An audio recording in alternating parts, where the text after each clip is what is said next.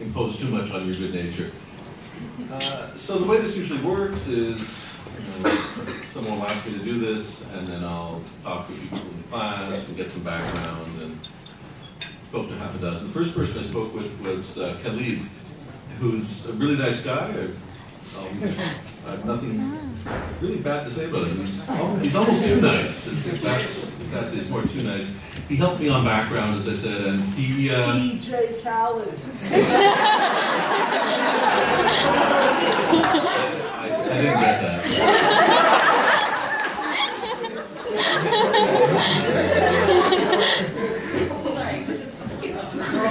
No, that's fine. We're all friends here. Most of us. But, yeah, just to continue with the theme of nice, when we sat down to talk, he actually brought coffee and breakfast bagels to the meeting. So, the other people I spoke with, Shelby, Michelle, Victor, you really got to step your game up. Although, I'm pretty sure those breakfast bagels weren't halal.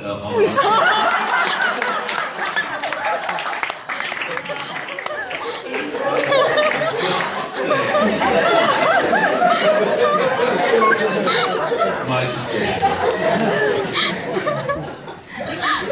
Anyway, so as we were reading through the class list, and I was saying, just anything that pops into your mind, as we go down the list, Khalid's contribution is, well, he's a good guy.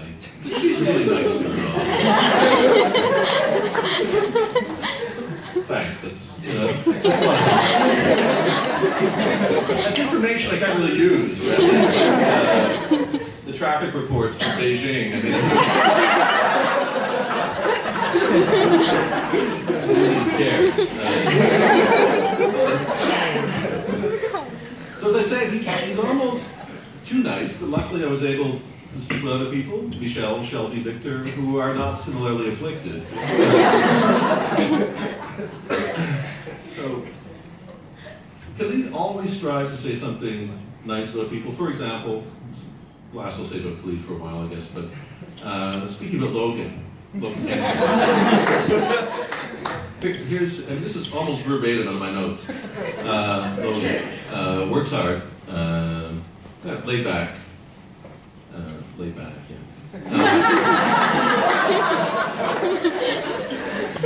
And this is what I love. Has the mind of an engineer. What a lie! That was mine.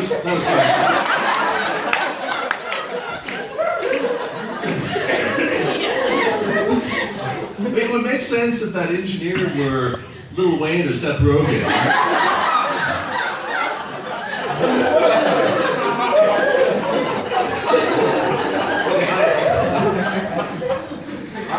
I called him out during a presentation he was making in my class. Because he seemed completely baked, yeah.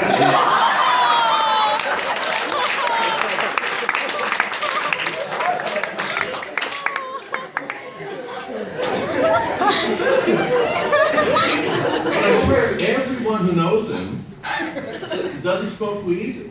That doesn't matter to me. But they say, yeah, no, so he doesn't smoke weed. He doesn't smoke weed. Like that's better somehow. He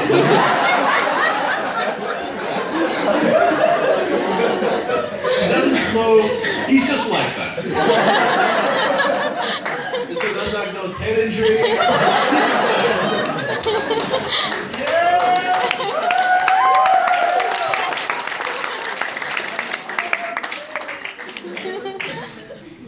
No, in the lab this year, he, I don't know how he did it.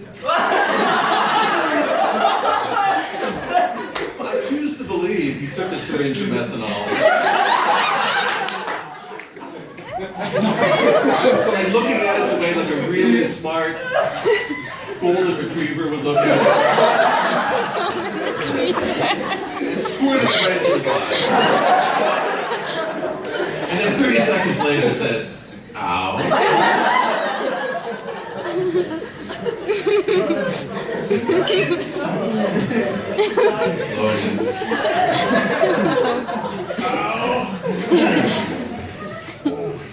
Moving on. Shelby, the class president, she's done a great job organizing this banquet. I know she's had some help, but I think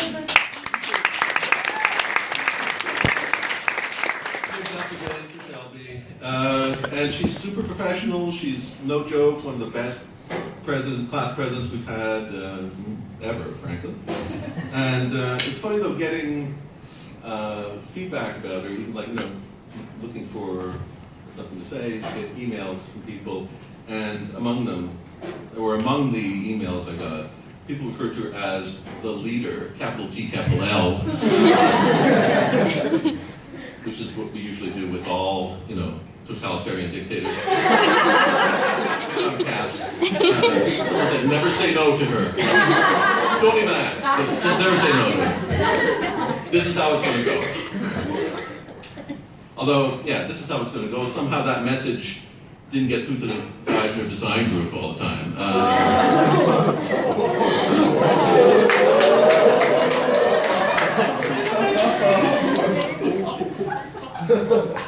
Honestly, I mean, I'm kind of going off the page a bit here, but I was at the design presentations in December. I've been here a long time. I'm really old. What's the worst I've ever seen? I've never, no. Or yours, Colin. Underwhelming. But I've never had a case of someone actually not showing up for his own presentation.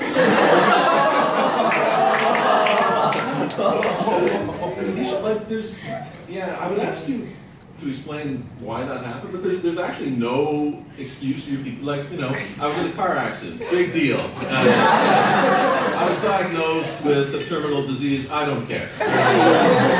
There's no excuse. If you were my group, I would kill you.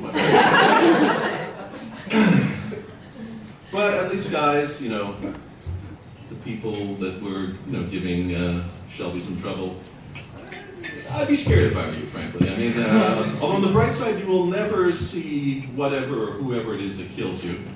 And you know that no one's going to find the bodies, because Shelby is just that professional.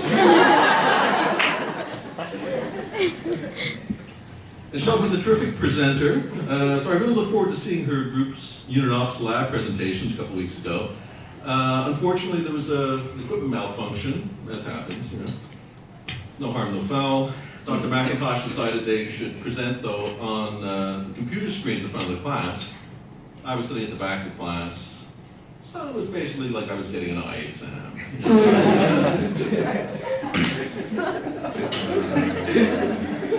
Yeah, it could have been better.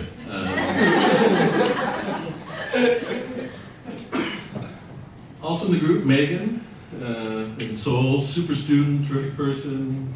I've been happy to write letters of reference for her, and gladly write more. She's just, I can't say enough good things about her. My first contact with her was the thermal class. So she was like one of 3 students in the class of '85 that got an A+. That's not unimpressive. It's a tough class. I mean, fewer people have gotten A's in that class than have seen Yako reading a book.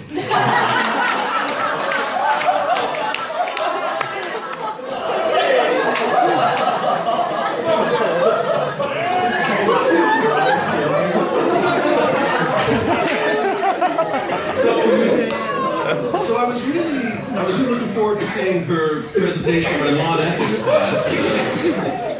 I'm thinking she's a really sharp student. This should be good. Glad I brought popcorn.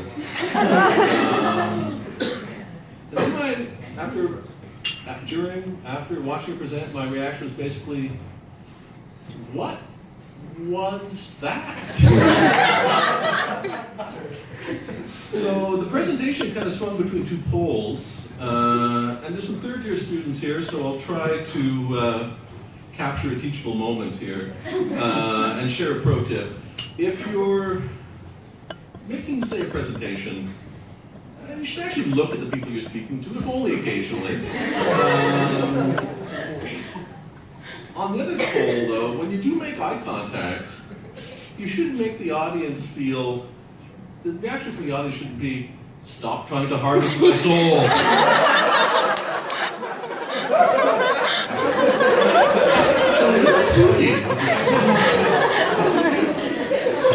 So I'm sitting there wondering, you know, what's going on? Is she making a hostage video?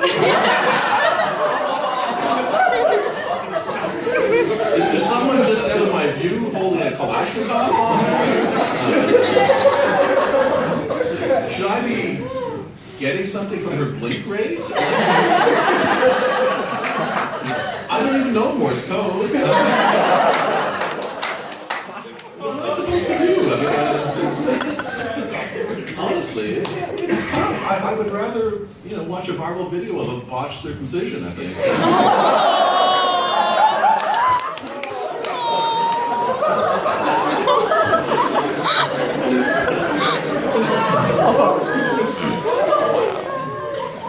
Hey, jackass, bringing this up here.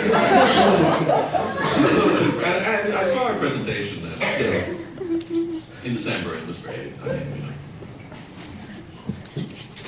we're here to make fun. Marco's going to be graduating next year, but he's here with Shelby. I figure target of opportunity. Low-hanging fruit.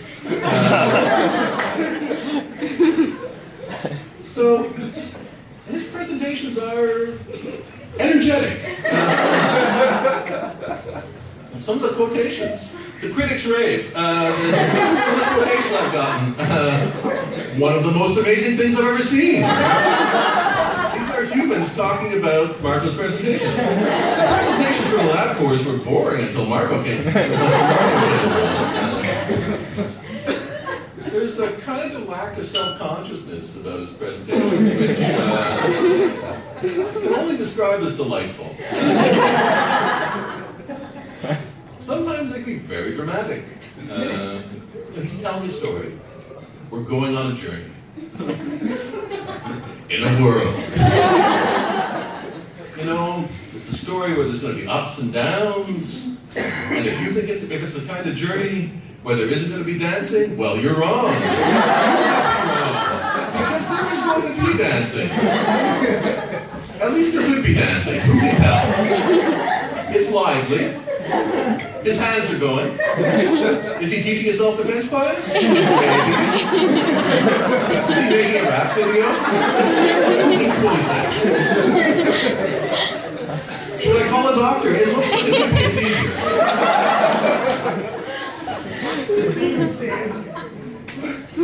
And then there's the dramatic finish with the gravitas that's usually reserved for newscasters announcing a presidential assassination. And we discussed it among ourselves. We decided it just wouldn't work.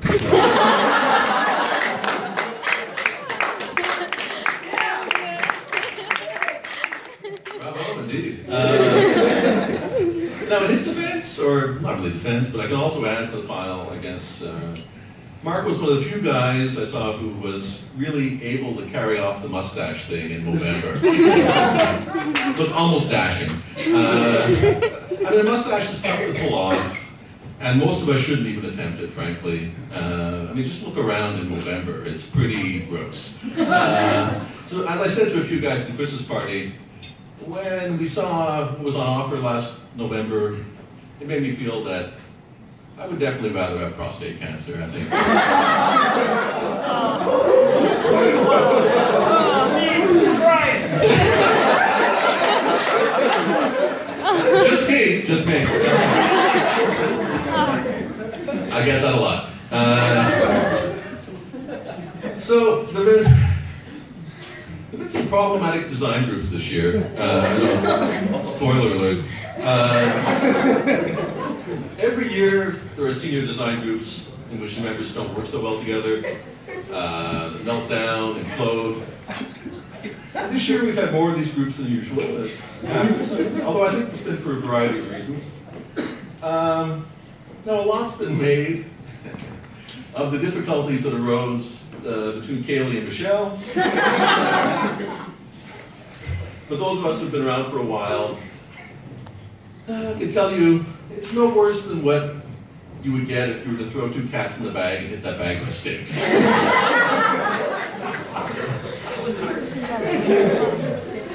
Well,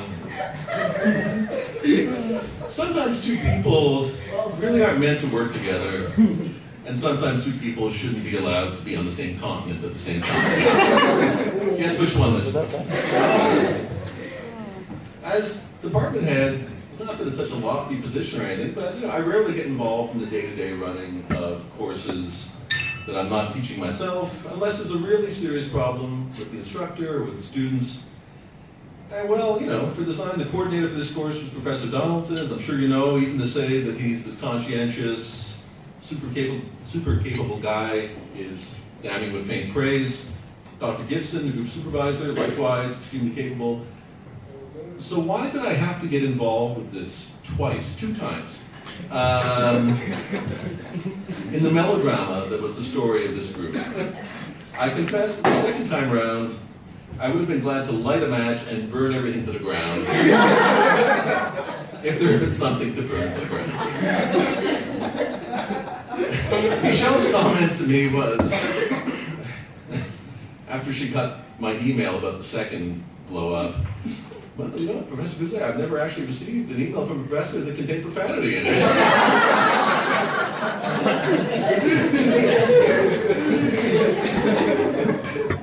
Good times. So Kaylee is wound pretty tight and tuned really high, very detail-oriented. Michelle has other strengths, definitely tuned to a different frequency. And I guess as long as we're talking about Kaylee, as long as she's not here tonight, I don't think I'm being terribly hard on anyone yet. I'm also told that you shouldn't ask Kaylee about marks. At least this is what the survivors report. Carrie, Mario. Apparently got away with their lives. My favorite story involving Kaylee along these lines has to do with, maybe everyone's heard this, but with Hassan working away at one of the computer stations in B316, and who was then approached by Kaylee and told that his computer was the one she always works at. Basically, this was her computer. In a room that has, 60, 70, 80 computers. This was the first time that Hassan had met Kaylee. And his response was understandably along the lines of, who do you think you are? You can't reserve computers. Anyway, the room is full of computers. Okay, just give me a moment to move my stuff.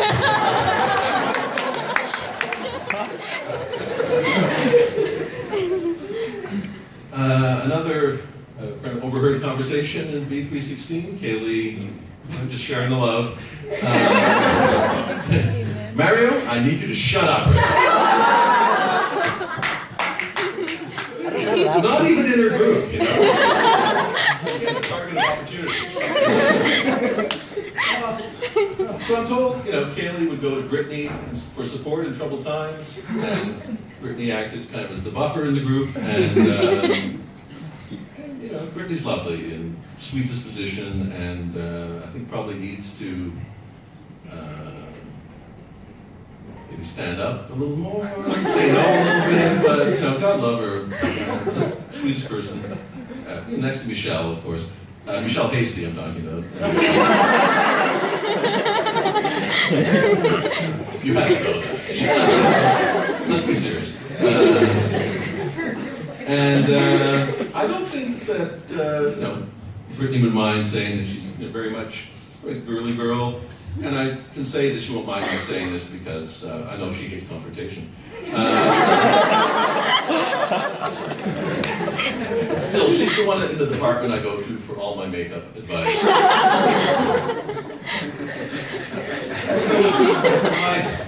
My main recollection, it goes off in a number of directions, but in the law and ethics presentation, you know, a few people asked,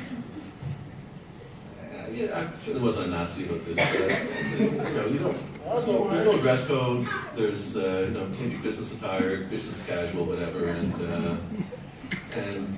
Brittany showed up for a presentation in a white, really close-fitting cocktail dress. Well, it was very nice.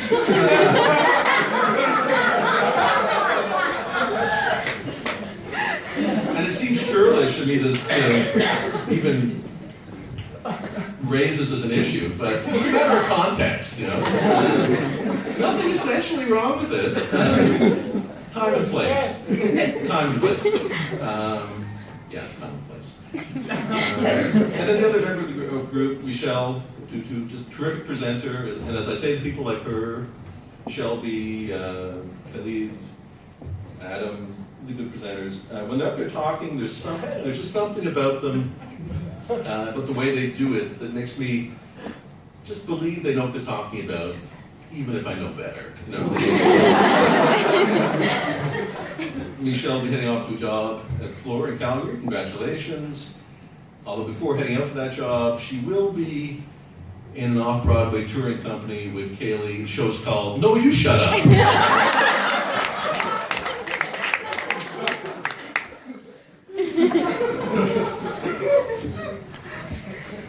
There's someone else in this group. Oh yeah, Ahmed. Totally fun to party with, but that's what you say of any major pothead, right? I shouldn't have to say this again. I have no problem with this. I really don't. It just isn't one of my vices. Of course, my experience of those who are really committed to weed is that, you know, they're lazy, shiftless, and if they smoke enough, dumber than when they started out.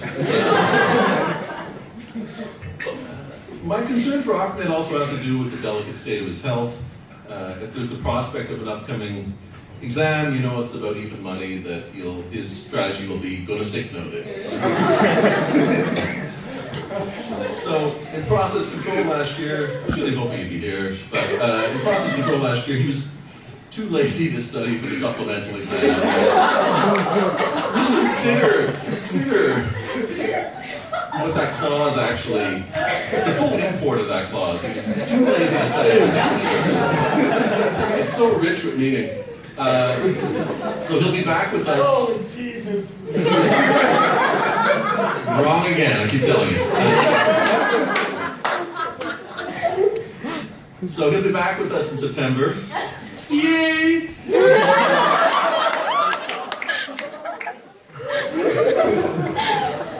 Now, I recognize that he might just want to stay here a little longer. I mean, those of you who follow the news will understand that the prospect of heading home to Yemen is a little daunting at the moment.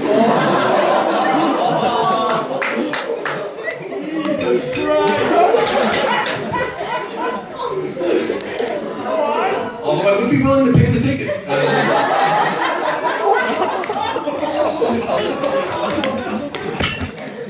And the real joke here is that it looks like I'll be the one teaching process control next year. Oh, no! So it'll just be Ahmed, me, and a lot of broken dreams.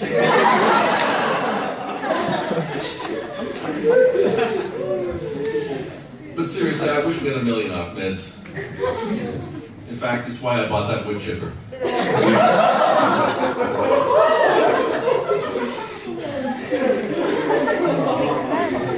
Another dysfunctional design group was Mario's. Now Mario's a really good guy. I love Mario.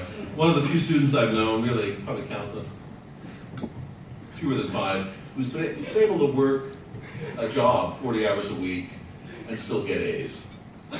Okay, maybe not so much the A's, but he's still one of the few who can put in those kind of hours while pursuing an engineering degree And you know, it's like seeing a dog riding a bicycle. You don't ask how well he's doing it. You know?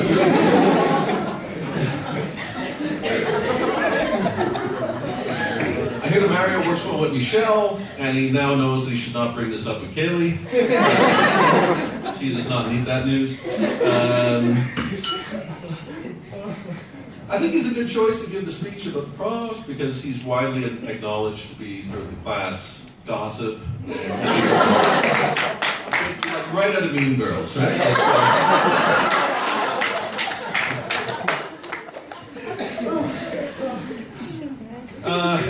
One of his partners in the group, Hassan, I love the way he's brutally honest. I really value that. Same reason I like Michelle, brutally honest. Puts the brutal in brutally honest. He's got a light dusting of OCD, which you know, a lot of engineers have. Super neat notes. You know, friends basically photocopy them. You know, concerned for his clothes. He likes to look just so, and can't fault him for that. I think it's because of that. It's particularly galling that it looks like he's going bald before 30. You can roll with that. You can roll with that.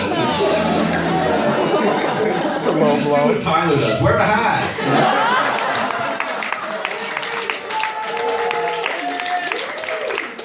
No one's the wiser. Who could even guess? A man has no hair.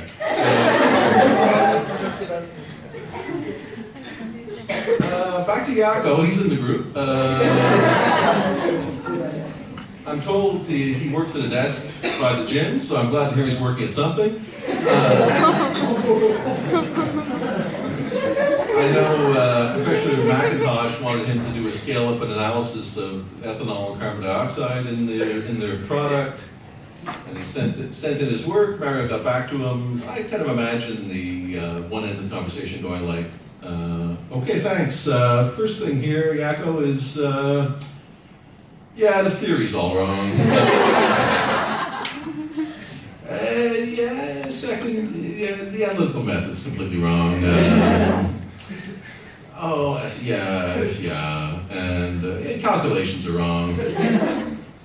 Seriously, how can you report with a straight face that our wine contained -3% alcohol? I mean, how can that make sense? Give the people sober the month. How can that make sense? You know? Oh, it was by volume. Okay, I see that. My mistake. Yeah, anyway, I got some better jokes, but I'm saving them for your week.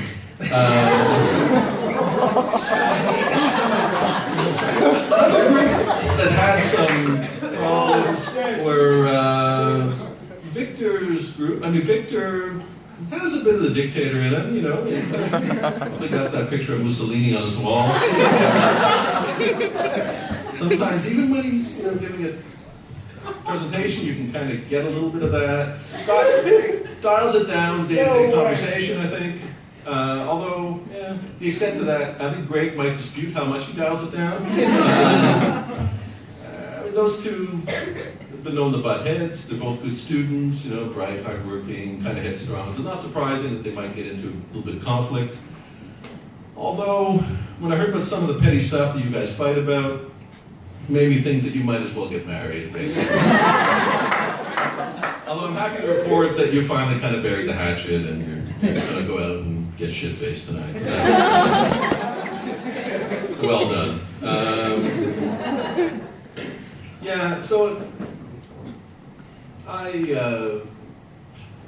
sometimes the picture that you have of the student is exactly the same that gets reflected back when you ask people to, wrap them out. Not that this is extreme, but it sounds like Victor is super detail-oriented, even for like an engineer or an accountant or a lawyer. He really goes over everything, including other people's work in their group. Maybe some of the, I don't know, maybe some of the problems with Greg track back to that. Sort of a little on the cynical side, sort of believes everyone slacks off, everyone cheats, everyone cuts corners. He's not wrong. And there was a story where Mario was working with him and did some stuff and sent it to Victor. And at 10 o'clock, Victor calls him and says, "Did you copy this from Harry?" Concerned that somehow a couple figures might raise a plagiarism. And so the joke, on the surface at least, has to do with Victor being kind of twitchy and suspicious as a prison snitch. But the subtextual joke is be summarized as, who the hell would copy from Harry?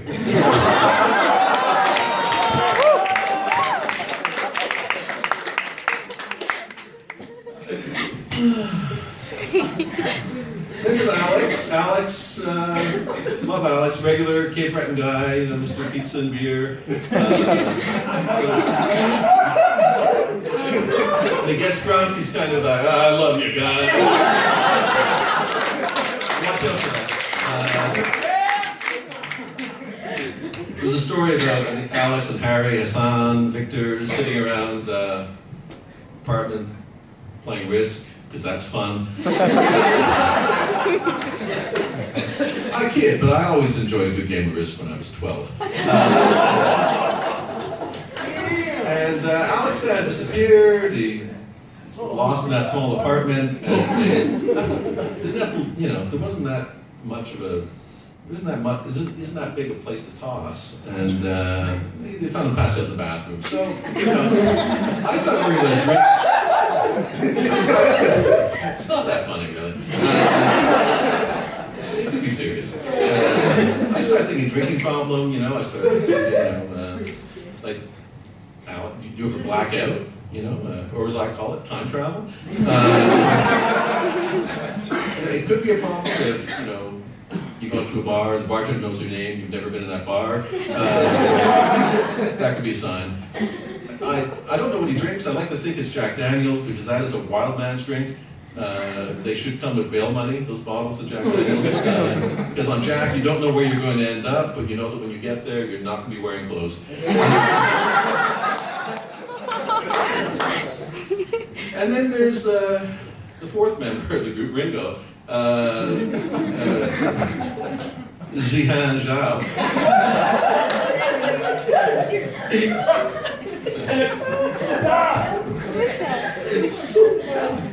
Victor overheard saying